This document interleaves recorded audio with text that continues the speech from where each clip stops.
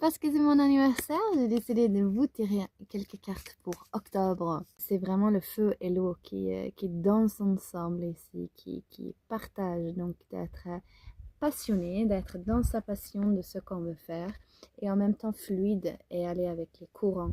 Donc ne sois pas trop rigide de comment vous y allez avec votre passion de ce que vous aimeriez faire et sois plutôt comme l'eau fluide autour des obstacles, autour aussi de comment vous attendez le résultat. Donc soyez ouvert à comment vos objectifs pourront arriver à la réalité et pas exactement d'une manière ou une autre. Ouh, quelle belle carte!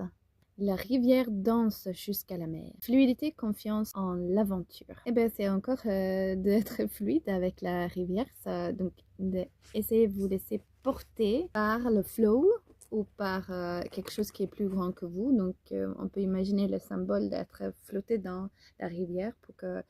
Donc, lâche prise un peu.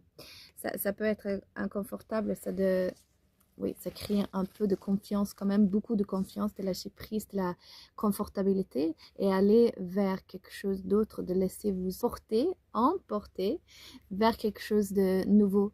Donc ça veut aussi dire de partir un peu de zone de confortabilité, rassurer le système nerveux qui peut juste gérer 10% de changement chaque fois. Donc un petit pas. Donc on se baigne dans la rivière, on le laisse emporter un petit peu peut-être, et puis ou si on a cet élan de juste se jeter dans l'eau et puis être amené à un autre petit endroit, et n'ayez pas peur et vous se portez justement. Il y a quelque chose de plus grand qui vous porte. Lâchez prise, laissez la vie vous porter. Lâchez prise de cette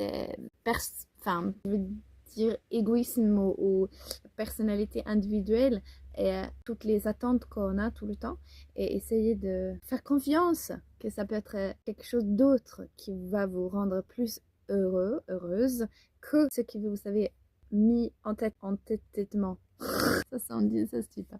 Mais on peut être un peu tutu avec ce qu'on se met dans la tête.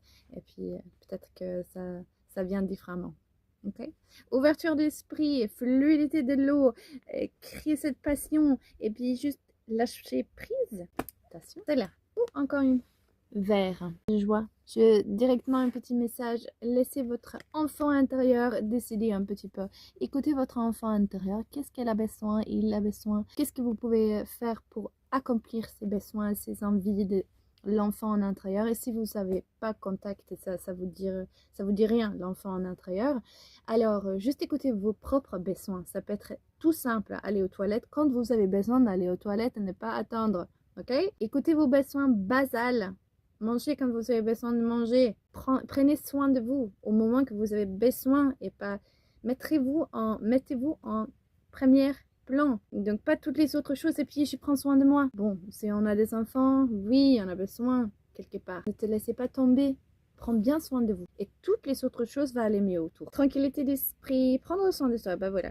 Accompagnement, ça veut aussi dire, quelque part, comme il y a le mot accompagnement, je entends, salut Oscar, j'entends que il faut un petit aide, un accompagnement, enfin, c'est suggéré en tout cas, de prendre rendez-vous chez peut-être une psychologue, une thérapeute, une coach, un guide, quelque chose qui vous amène un peu, qui va vous booster dans vos passions, vos envies, vos besoins.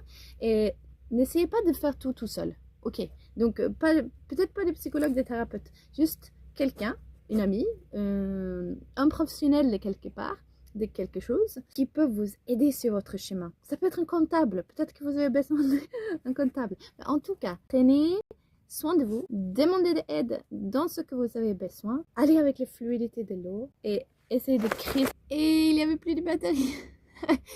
Là on a les cartes, donc allez avec la fluidité de l'eau comme j'ai dit à la fin et juste n'oubliez pas la passion, ne la laissez pas s'éteindre par l'eau, juste garde bien la passion intacte et je vous souhaite un merveilleux octobre.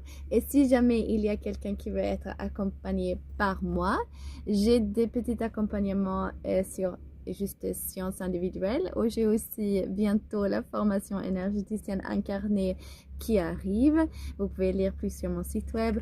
Et évidemment, j'ai un atelier à Niort le 12 octobre et mes cours collective à Oliné. Donc, bienvenue dans une de mes activités où on se voit quand on se voit. Mouah.